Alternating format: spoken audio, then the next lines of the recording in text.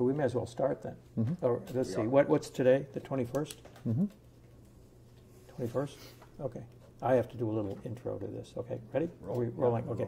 rolling. This is a Jack Kemp Oral History Project interview with Fred Malek, a longtime friend of Jack Kemp's. Today is September 21st, 2012. We're at Mr. Malek's home in McLean, Virginia, and I'm Morton Kondracki. Thank you, Fred, for doing this. When you think about Jack Kemp, what immediately comes to mind? Compassion, passion, cheerfulness, inclusiveness. Those are some of the things I think about Jack. What would you say are your all-time favorite personal experiences with him? And you can cite as many as you like. I guess it was kind of more the personal experiences than the political experiences that I value. I mean, Jack was the kind of guy that was very spontaneous and funny and teasing and challenging and just a lot of fun to be around. I remember one time we planned, Joanne and Jack and Marlene and I were going to go to the movies on a Saturday night, grab a little bite to eat, and so I called with a list of some good action movies, and Joanne called back a little later and said, well, there's this one movie Jack really wants to see. And so we had to go downtown to find a special theater, and it was about an opera singer. I think it's about Callas, Mary Callas. So that's what he wanted to see, so that's what we went to see. It was a pretty good movie, actually.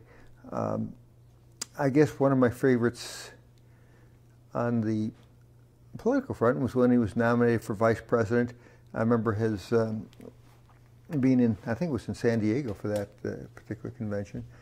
And Marlene had a lot of clothes with her, and Joanne didn't, because she hadn't come prepared to be selected, I guess, or wherever she was coming from, she didn't have the clothes. So she turned to Marlene, and Marlene lent her a bunch of clothes, and I remember when Jack appeared for a event for major funders the morning after he was nominated, he was kind of poking fun at Marlene and me, and he was just that kind of fun guy to be around.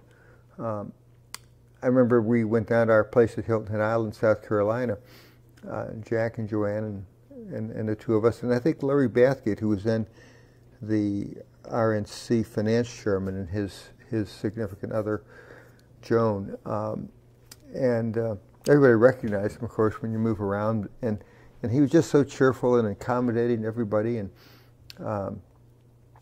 he's the kind of guy that was as nice to the guy who was cleaning the boat that we took a little ride on as he was to the CEO he'd meet 5 minutes later. Just as embracing and enthusiastic about all. So he just was kind of a a man for all seasons, a man for everybody, and that cheerfulness and that this exuded from him all the time. Fun to be around. When did you first meet him? I probably met him when he was in the Congress and at different events. I didn't really know him that well then. Probably during the Reagan years. He became, very well known with the passage of the Kemp-Roth, I think that was the Kemp-Roth tax reform. And so he is very much in demand on the circuit for campaigning on behalf of various candidates. And I got to know him a little bit then. What were you doing then? I was president of Marriott Hotels at that point, from 80 through 88. And then I got to know him a lot better somewhat later. In late 87, December of 87, Vice President George H.W. Bush asked me to run the Republican convention for him. And so I took a leave of absence and then later resigned to do it full time from Marriott to do it. And I got to know him a bit then. I was convinced that Jack was going to be selected as Bush's running mate, Marlene and I would get invited to go up to the vice president's residence about every other Sunday. He'd call personally and say, "Well, you want to come up and pitch some shoes and have lunch?" So we go up and we pitch horseshoes and we'd have lunch and we'd talk about politics. And 2 weeks before the convention, and the next day after this Sunday, I was going down to New Orleans to kind of be on site for it, to get ready. We were up there. It was after we pitched horseshoes. We were sitting around the big dining room table. It was George W. Bush and Laura. It was Jim Baker, Vic Gold. I'm trying to remember who else was there. Marlene and I think our daughter was with us, our daughter Michelle. And we started talking, as usual, about politics and what was going on. And he asked everybody around the table to, "Why don't you give me your thoughts on who I should pick for vice president?" I'm not going to react to it, and so everybody did, and he would give some remark after, but nothing that was telling. I don't think he'd made his decision at that point. But we got in the car and came on the way home. I said to Marlene, Marlene, it's going to be Kemp. It's going to be Kemp. That seemed to be the consensus there. And I think he reacted well to it. It's going to be Jack Kemp, and I think that'd be great. And still, I didn't know Jack extremely well at that point. I thought it was going to be Kemp to the point when I saw Joanne at the convention on the first night. I was roaming around, went up to the Bush box where I think she was sitting or running the nice boxes. I said, "Joanne, I think this thing looks really good. Don't count anything, but let's keep our hopes up." And I was dead wrong, of course. Dead wrong. So at this history would have been different. History could have been very different. Because? Well, because if he had picked Jack, Jack would have been at his side and giving him profound counsel on the economy, as opposed to Secretary of HUD, who didn't have as much influence on the economy.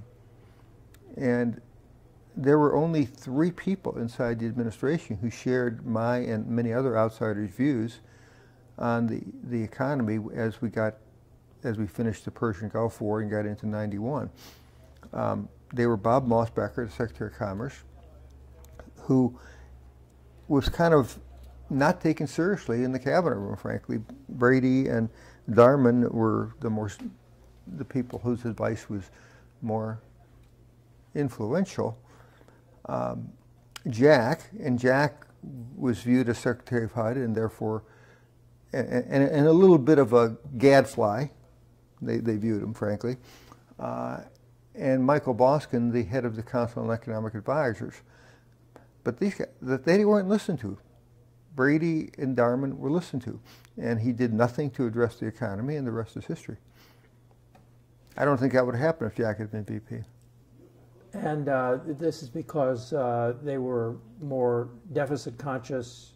Bush became more deficit conscious than growth conscious, or what was the? Well, there were 2 reasons for it. One is that Brady's advice had generally been that, well, if you do anything here to interfere with the economy, it's just as likely to be wrong as right, and you just got to let the economy work its way through. He might have been right about that, policy-wise, but it certainly wasn't smart politically. Bush looked like he was out of touch. The second thing is Bush was ill during '91 and '92. He had Graves' disease. The public didn't really know. Very few people knew. But he had Graves' disease, and it's a disease of the pituitary gland, which affects your production of adrenaline.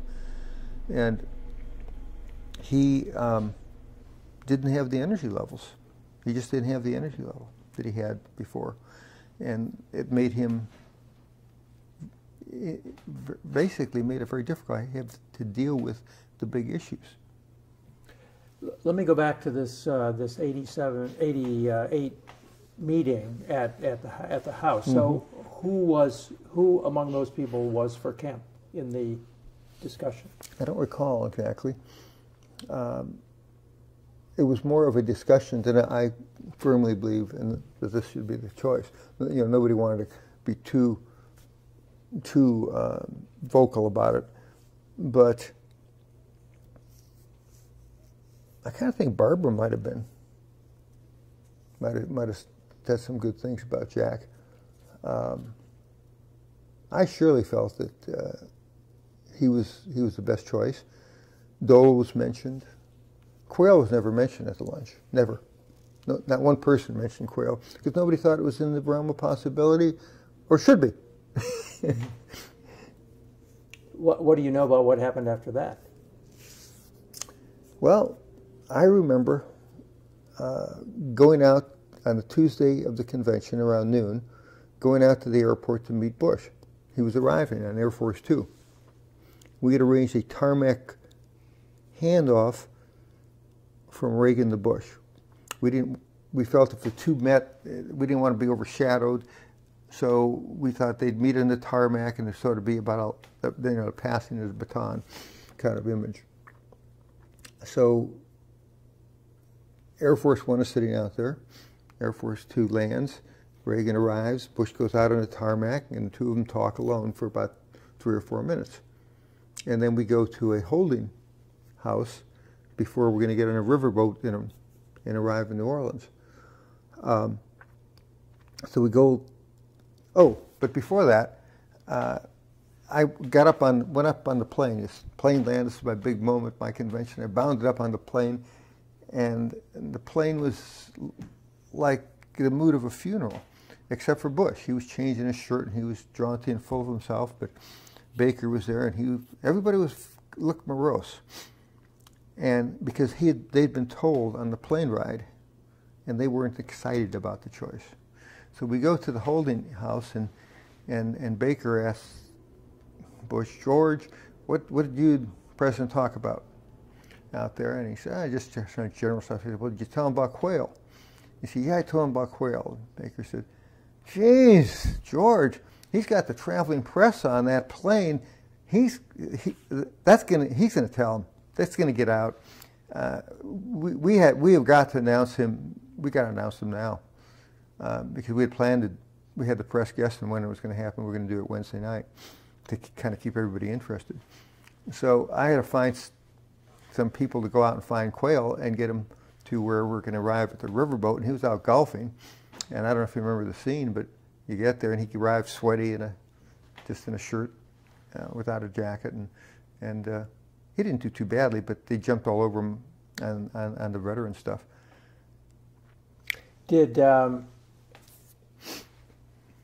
Were you around Kemp at all at the convention when he found out that he wasn't going to get it? And how did? Yeah. No, I wasn't around him when he found out, but I had to call him and ask him to do a seconding speech for Quail, and he agreed to do it. I told Dole the same thing, asked him the same thing, and agreed to do it. I'm not sure how enthusiastic anybody was. Jack never registered any objection, but. Okay.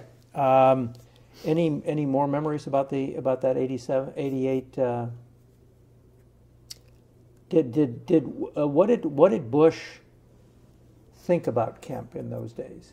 Do you remember anything they ever said about him? Energetic,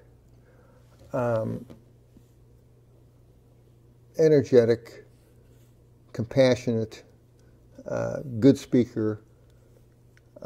Right instincts,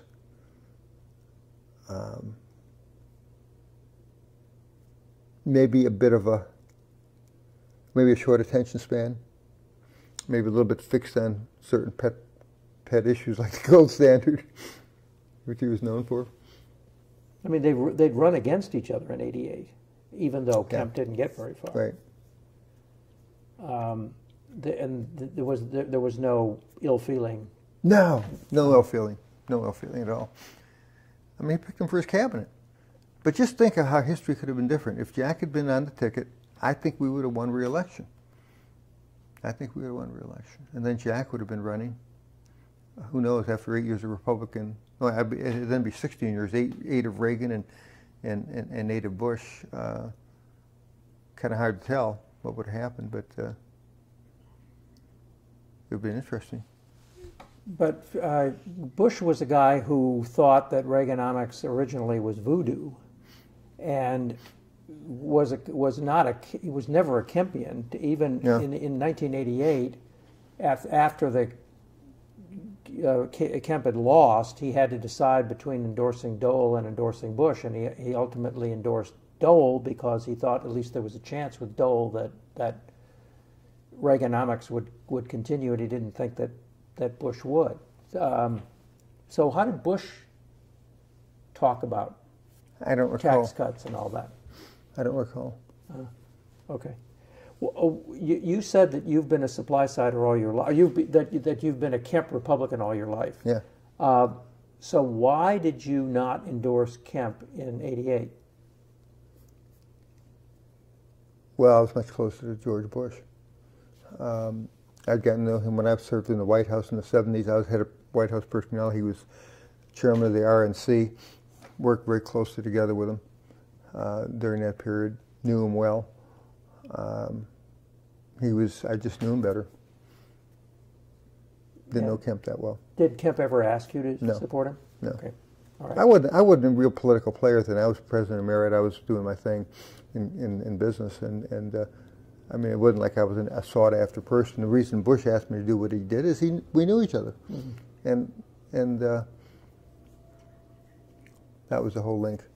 It goes back to the 70s. So you said in this article that you wrote when he died that you've been a Jack Kemp Republican all my life. What's a Jack Kemp Republican? Well, I've always believed that you need to emphasize inclusion and reaching out to bring people in, and not to exclude. And that was surely Jack's philosophy. There was nobody who related better to the less privileged, to minorities, to immigrants than Jack Kemp, because he truly believed that. It wasn't a political calculation. Hey, he believed that. He played, with these guys in the NFL, guys who weren't necessarily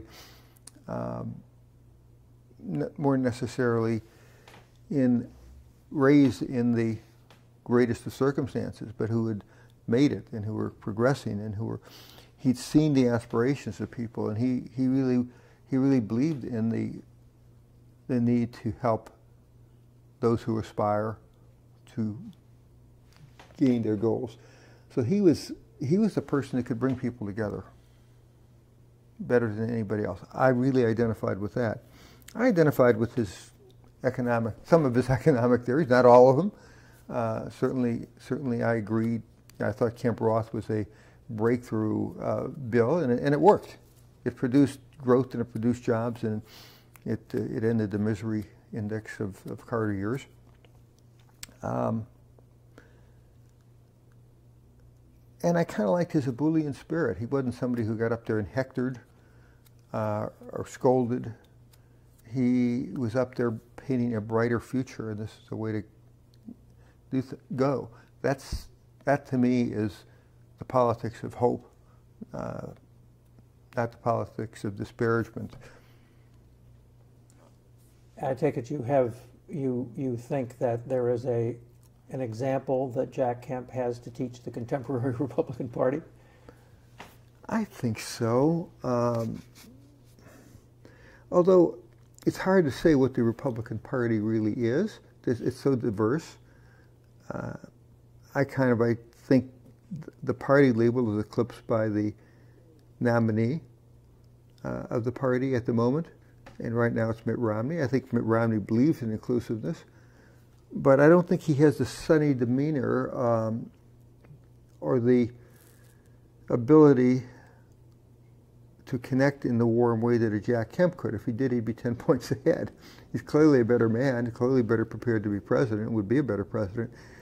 But he doesn't have that Jack Kemp ability to connect with people of all categories on the economic strata. You said that Kemp Roth was one of the great economic breakthroughs in history. When did you decide that you were a supply sider, or did you? Never did. Uh-huh. Never did. I don't think in terms of supply side. I just think I'm not a theorist, an economic theorist. If a supply sider means that having lower taxes and providing incentives to the private sector to achieve and grow is a better way to go, then I'm a supply sider. I'm not sure what a supply sider is beyond that. But I do believe that the private sector and providing incentives to the private sector is the way you're going to improve your economy, increase competitiveness, and increase jobs. Did you have any association with the various people who were part of the Kemp entourage, like Jude Winniski or Arthur Laffer or Irving Kristol or? Not too much. Yeah. Not too much. I got to know some of the people close to him who we would go to Super Bowls. He would invite us to Super Bowls. He always had a block of tickets, and there was a small group that he would invite and include in that, and I got to know that group, great group of people. But the Laffers and the Kristols, I wasn't at all close to. Mm-hmm. How many Super Bowls did you go to, do you think? Oh, probably 5 or 6. Uh-huh. Well, tell me about those trips. And would you have any particular memories of what those trips were like? Some. So how would you all get there? I think we'd all get there on our own and meet up there commercial. We didn't have any big charters or private planes or anything. And we'd meet down there. I remember being in Miami. I remember being in New Orleans. New Orleans I probably remember best. We actually sat with Jack and Joanne during the game. And interestingly, Johnny Cochran, the O.J. Simpson attorney, was there. I don't know what the heck he was doing there. Or maybe he was just sitting behind us. But he seemed to love Jack. I don't think he was part of Jack's entourage that trip, but I think he was sitting. I remember him being behind us at the stands, and they were talking a lot. He was obviously a fan. Is this before or after O.J. Simpson? Well, I think it was after. Maybe during, I don't know. Did Jack ever talk about O.J. Simpson? Because they played together. Oh, he did, but I can't, yeah. He did, but I don't recall too much about it. But it was fun being with him because a lot of people knew him, and he had access everywhere, and so we'd get invited to the NFL party, and we'd have good seats. And I remember that particular day I owned a firm. My firm owns a hotel.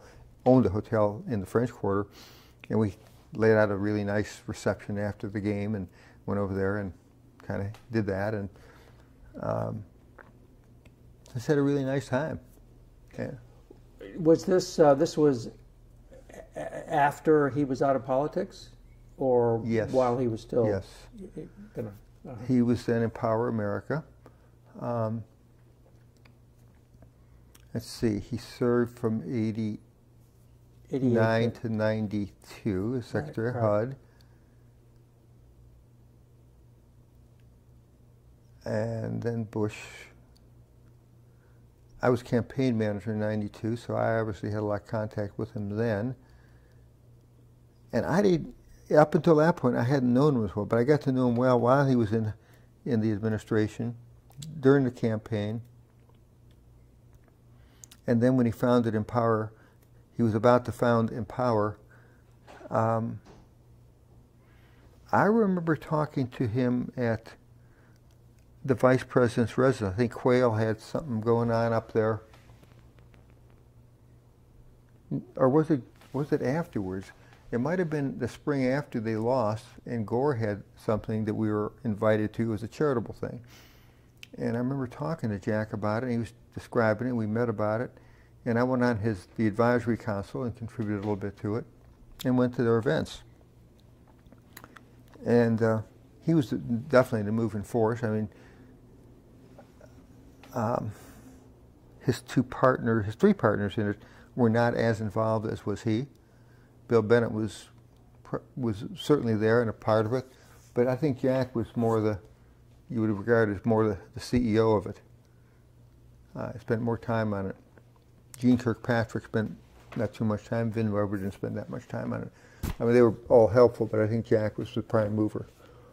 And then I remember they'd have their summer event in Aspen, and we have a home in Aspen, and we would, after one of the dinners, we'd have everybody come up to our place and sit around and talk, and it was great.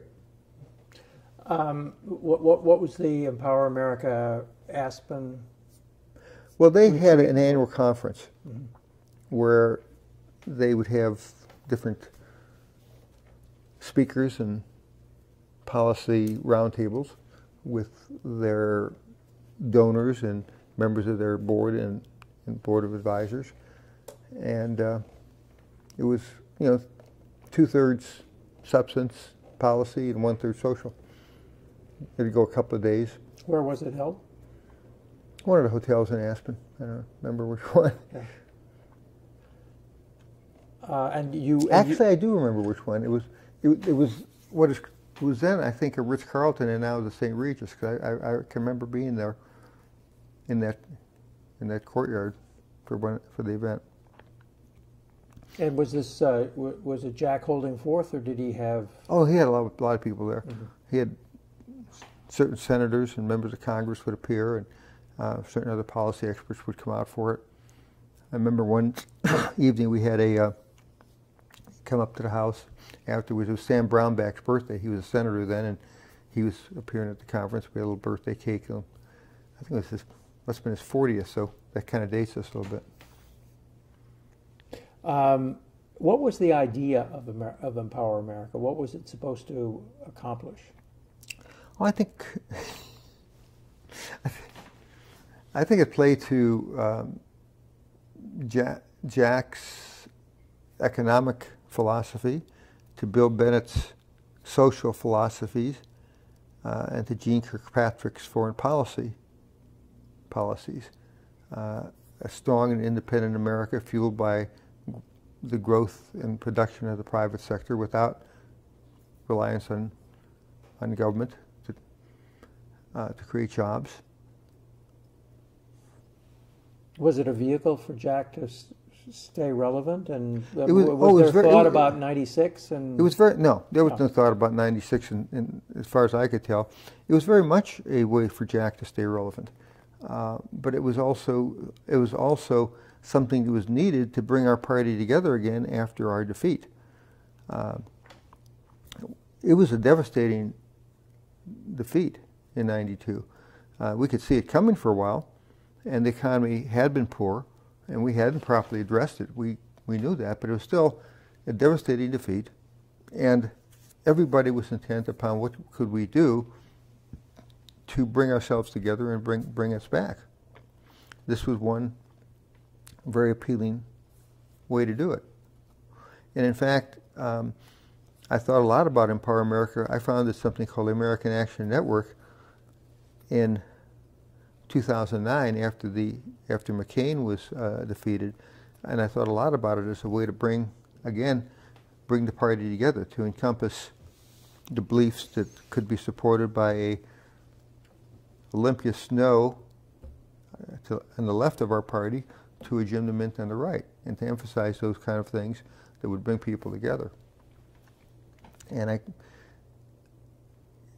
in some ways it was not pattern after, but in some ways it was Empower. Going back, when Bush broke his no new taxes pledge, Mm-hmm.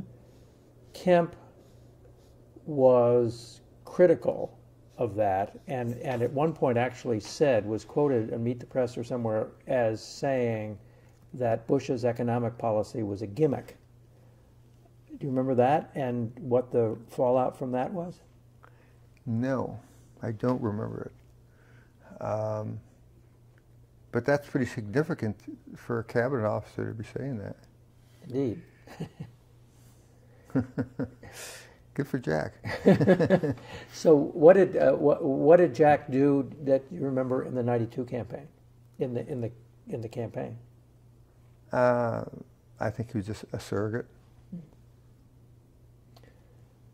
And what do you remember about his service during the HUD years when he was at HUD? Well, I was more focused. I wasn't focused too much on HUD issues. I was more focused on the issues of the economy. I was then had moved on to the private equity business, and I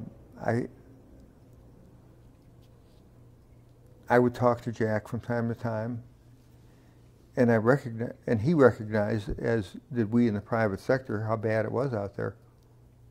How bad it was. We went. It's kind of hard for me to separate those years from other years, but I know we had conversations about the economy, but I still wasn't as close to him as I became later.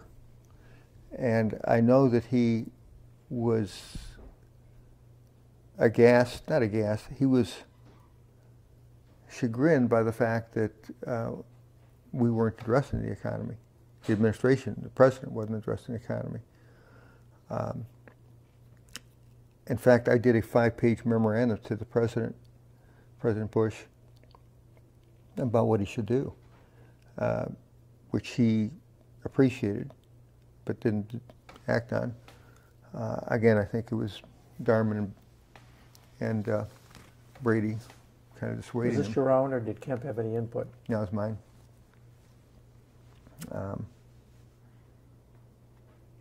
But I know that he was very supportive of doing something. But Jack, he had a reputation in the cabinet room of, he'd sit for 2 minutes and then he'd start walking around the table, and he was just edgy and a little bit. They didn't think he had a very high attention span, and they didn't listen to him on the economy. Did you ever talk to Bush about what he thought about Kemp during those years? No, I don't think so. Or Baker or Darman? I probably did, but I don't recall the specifics. But everybody kind of had the same impression of Jack. Those guys had the same impression that Jack was a strong policy guy with a lot of good ideas and a lot of energy and great compassion, the ability to bring people together, but didn't have, but kind of was on the economy, which was outside of the HUD, was a little bit of a gadfly. Yeah. And therefore didn't get treated seriously, along with Mossbacher and Boskin. I think if they had taken it seriously, they would have, well, if they'd taken it seriously, and if Bush had been able to overcome the impact of the Graves' disease, to be proactive in an energetic way, which he couldn't, but he could have at least commissioned it to be done, I think we would have won. But he came out of the Persian Gulf War at 90%, and then throughout '91. With the economy going down, with him looking a little bit out of touch, with no policy initiatives coming out of the White House, no economic fixes, no real empathy expressing the problems of the economy. By the time I became campaign manager the following January, a late start, by the way, we were down about 50% or less. I thought Baker came in and ran the campaign, came over late in the '92 campaign from state, and Chief of Staff. Uh-huh. He came in '88, Baker did. Yeah. And then in '92, we started in January '92. I was campaign manager, Bob Teeter was campaign chairman, and Sam Skinner had replaced Sununu as Chief of Staff. It was apparent to Teeter and I that we needed either Baker or Cheney as Chief of Staff, because Skinner, while being a really good Secretary of Transportation, was inexperienced at what you needed to do as a Chief of Staff, and wasn't able to get Bush to move and coordinate the policy and the politics of things. He hadn't done it. So we began pressing for that without success until finally Baker came over right before the convention, I think in late July or early August as chief of staff. But it was too late. Let me go back to that lunch in 1988. What was it that happened? What was the dynamic at that lunch that gave you the impression that Kemp was going to be the nominee? Well, it's a little bit hard to remember this with precision, other than the overall impression. There didn't seem to be too much support for Dole. I'm trying to think who else was prominent at that point. You might recall. As I said, Quayle's name was not mentioned. It was Dole. It was Kemp. I can't remember who else. Yeah, those were the two who'd run against. Yeah, but there were one or two others in the mix. There was Pete DuPont and, no, that wasn't serious. Pat Robertson and No. Those weren't on the table. Right. Those weren't in the top group. I don't recall who else. But I do recall distinctly that after going around the table and talking about the candidates, that it looked like Jack, because Jack had the, mainly based on his economic and inclusiveness. And Bush said nothing about any of the candidates. He didn't react to. He reacted in very limited ways, but the very limited way gave me the impression that there was a consensus and an acceptance of the consensus that maybe it should be Kemp. Right. You wrote, and I was really hoping it would be. I thought he'd be a great choice. Right. You wrote that that Jack was the true heir to Ronald Reagan. Why did you say that? Leadership, ability to communicate, ability to include people of all categories, ability to reach out, sunny disposition, politics of joy versus the politics of despair, those kind of things. Right. Okay. So in 1996, when he got picked for vice president, what was your role that year? I didn't have much of a role. I think I was chairman of the Presidential Trust, which is a fundraising arm where you can raise, the Republican National Committee can raise a certain amount of money to be used on behalf of the presidential race. And Haley Barber was RNC chairman, and I think I did that, but it wasn't a pivotal full-time or even close to that role. But you were pals with Kemp at that stage of. Yeah, and so definitely. Did you talk to him during the campaign about how it was going? Yeah. And what did he say? Well, he was doing his thing, and he thought he knew it was going to be tough because you were against a very popular incumbent, and there weren't severe problems in the economy at that point. But he never shied away from it. I remember somebody had an engagement party for my daughter.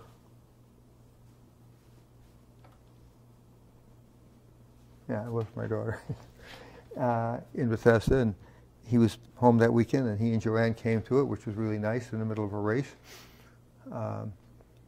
Some lady, one of our liberal friends, got in an argument with him about right to life, and I was so embarrassed. I had to pull her away. But I can remember he had a kind of get-together on one night that he was in for a weekend out at this Mexican restaurant just between Washington and Bethesda. What's it called? You probably would remember. He used to like that place. Katina, something, I don't know. Group of us there, and he just was always fun and upbeat, and thought he could make a difference and would make a difference and would win. I remember going to the debate. I think it was in St. Pete, vice presidential debate. Sat in the second row, right there, and we were going to have a kind of a victory party afterwards. Well, we had a victory party, but it wasn't a victory. Everybody knew it, and so did he. So did he. He just hadn't spent the time preparing for that. So what do debate. you know about his handling of the debate? I know he didn't spend enough time preparing for it. And how do you know that?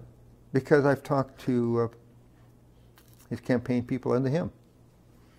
And he acknowledged he didn't spend enough time. They said he didn't. Why did he not I don't spend know. the time? Maybe because he's so confident of his ability as a speaker and debater. That's probably part of it. Maybe the staff didn't push him enough to do it. But what happened is he was fine in the initial parts, but then he ran out of stuff.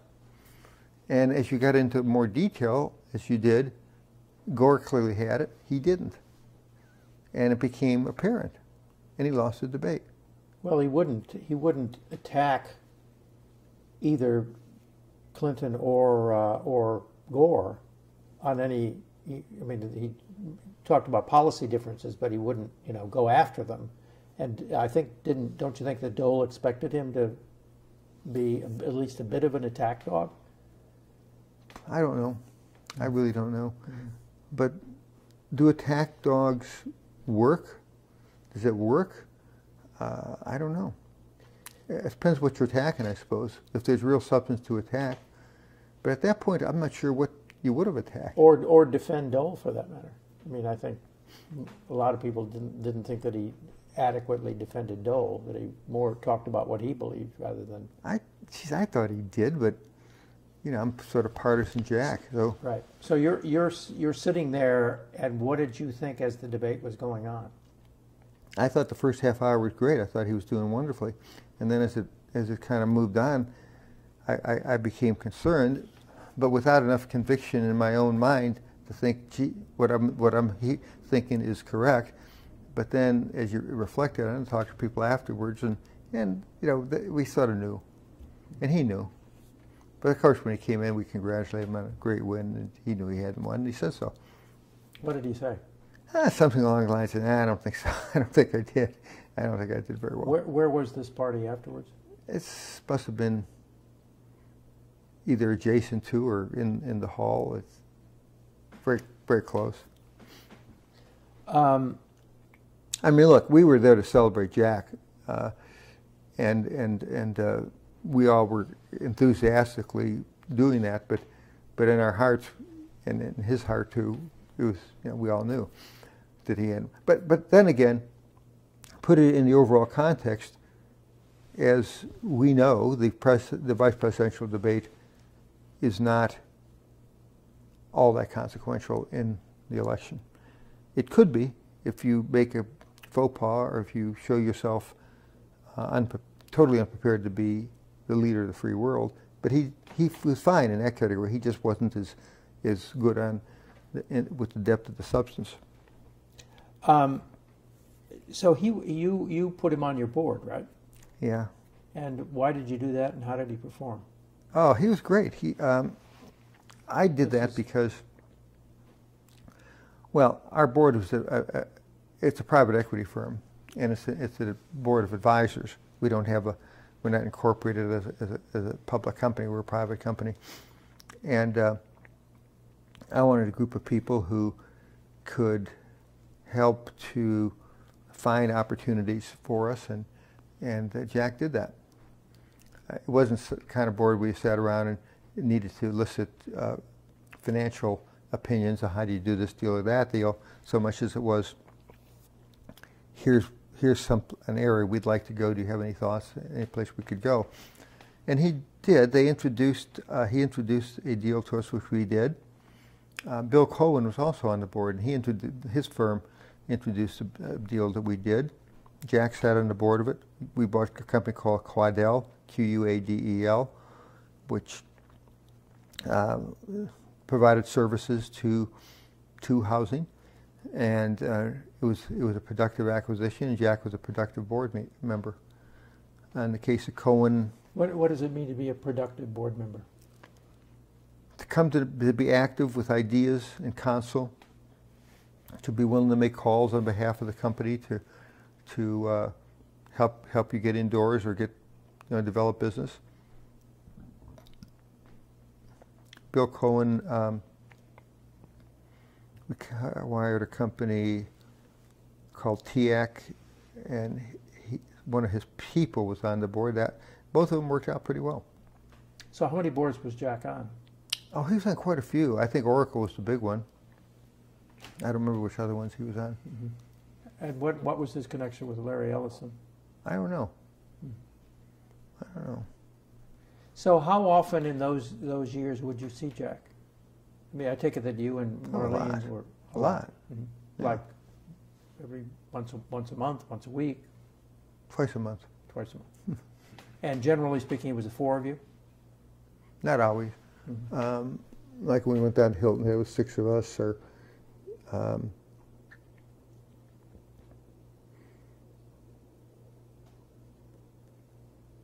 trying to think of.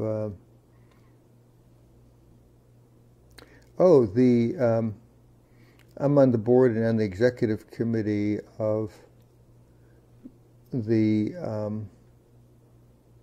American Israel Friendship League, and they're New York based, and they had a relationship with Jack also. In fact, they honored Jack at one of their events. I think they give him an award. So, like they'd come in and want to do an event in Washington, and they'd ask Jack, and I'd encourage him, and we'd go and have a little event just to expose what they do and probably try to get some people interested in it, ultimately to maybe contribute to it, because it was a C3, it was a charitable organization. And we'd go to an event like that, and then we'd go stop for dinner someplace on the way out, and it's just casual, that kind of stuff. Mm-hmm. He traveled with me a couple of times too. We went. We both had some business in Chicago, and he went with me to see a few investors that I was courting, and then he did his thing, and we had dinner together with a few people and came back the next day. Just one specific example. And he was very helpful because people really liked seeing Jack Kemp, and he always made people feel better about themselves and about him and about my firm. Did you ever have a conversation with him about leadership? I mean, he always said to his kids anyway, be a leader, and you're interested in military leadership and business leadership, and he's interested in athletic leadership. Was that ever a subject that you talked about? And I don't recall any specific conversation about that. Do you remember any specific kind of deep conversation about anything that you had, or was it mainly fun and games and business? Oh, gosh.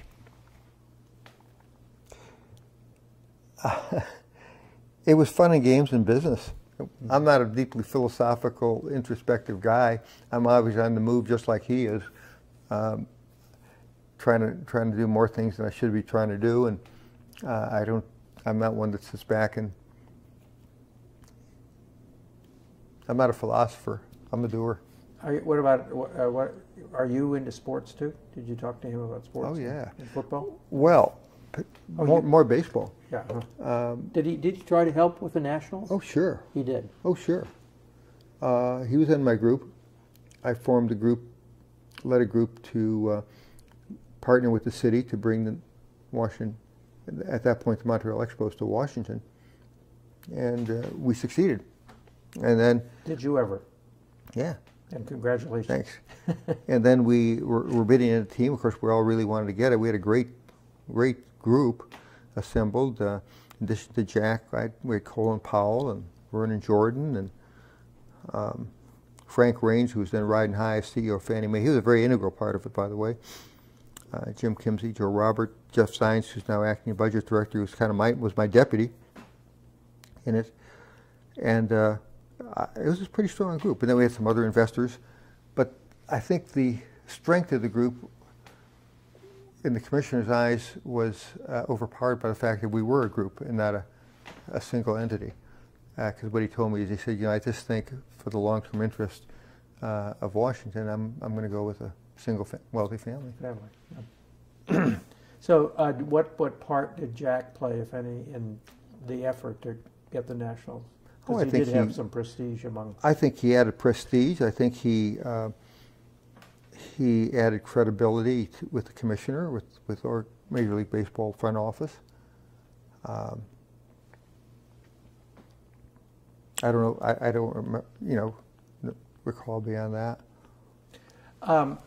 This is a delicate subject, I know, but since he was so close to American Jewelry, did you ever have to explain to him that whole business about the Bureau of Labor Statistics and no, he understood. the Nixon days? He understood what had happened. Sure. Okay. He did not. He knew. I didn't have to explain it. Okay.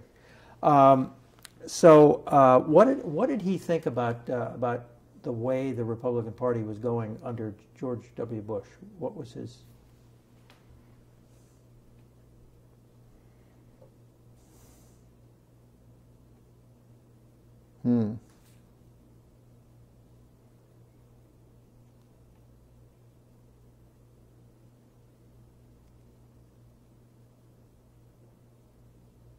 I'm trying to delve in and to answer the question, but nothing is coming to mind. Okay. Do you think, was he a person that you could really get close to and feel intimate with, or was there some distance? I mean, I've had it described both ways. I guess it depends who the individual was. I thought we were very close, yeah. Did you talk about, his cares and worries? And well, more guys don't do that with guys. Do you? I mean, you just don't. Right. Women do that a lot, but to our disadvantage, we don't seem to do that with other guys.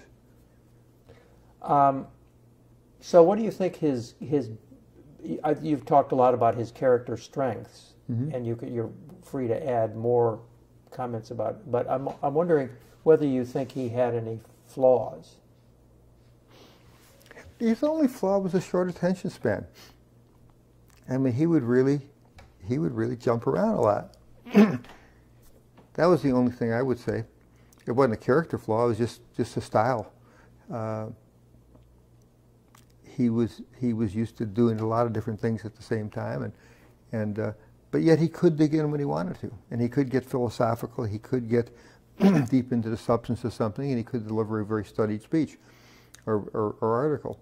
But I think his natural proclivity was not to. He sort of had to force himself to do that when he did it.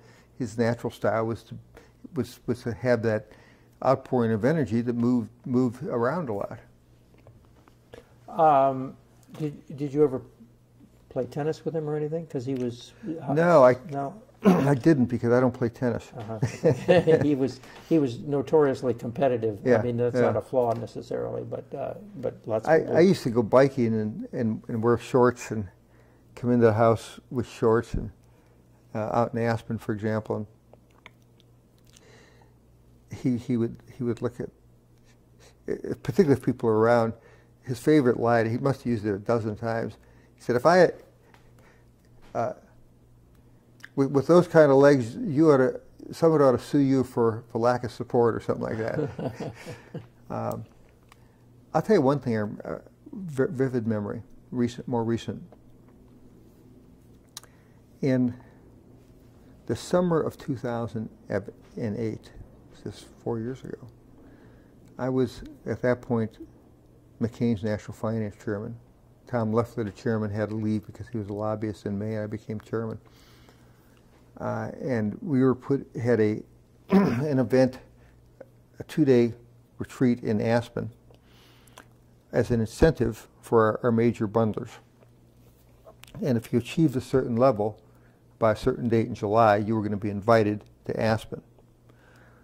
And we had maybe 120 people there. The first day, we had 4 surrogates.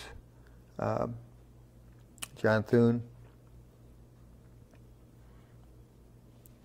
Jack Kemp, John Huntsman, who was then governor of Utah, and Mark Sanford, who was then governor of South Carolina, all of whom I personally called and asked to come. And we had a talks with the donors, a nice dinner that night, and then the next day we had more talks with the donors, and culminating with McCain that evening. I can remember that morning before the McCain dinner, we had different people making talks, and Jack got up there just before lunch, and he got really impassioned about the economy, and he really got impassioned, and he really got worked up, and he really delivered it to the fact that people were just coming out of their chairs. And I'll never forget it. When he finished, he's standing there, he just tossed the mic to me across the room and walked off, and people got up and were cheering, and it was a great send-off. He wasn't staying for the McCain dinner that night. He was going back to Vail. So he got in the car. There doesn't have to be a tape recording of that, does there? There might be. There could be. Where would it be?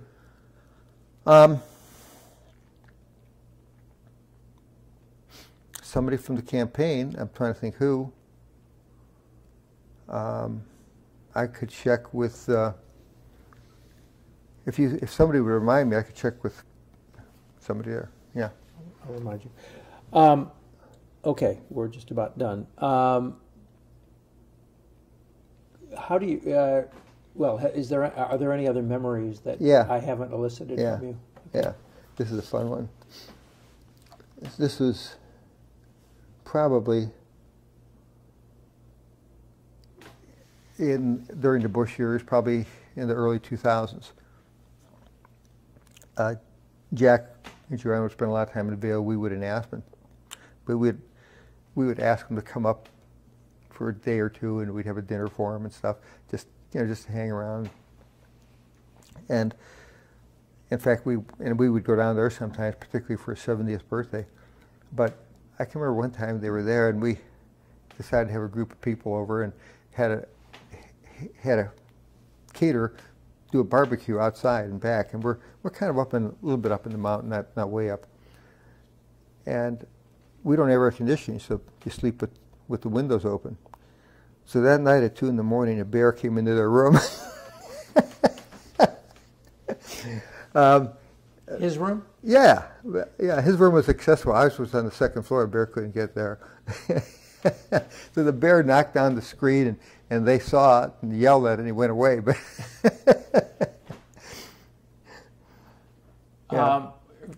So Jack bravely jumped out of bed, attacked the bear, and the bear retreated into the woods in abject fear. By shouting at it. Yeah. Oh, tell me what you think Joanne's influence on Jack was. She really kept him grounded, kept him steady, kept him from getting his ego. He didn't show much ego. I'm sure he had an ego, but he didn't show. I think there was a lot of Joanne kind of keeping him in check. She's great. She was a great maid for him. Okay. How do you think history should judge him? Final question. Well, I think history should judge him as one of the most, if not the most, influential Republican leader of our generation who did not become president. He had enormous influence on politics, on policy, on the way we have formed as a center-right coalition going forward. I think he was a big part of the creation of that. Okay. Thank you. Really appreciate it. Thank you. Fun to do. Sort of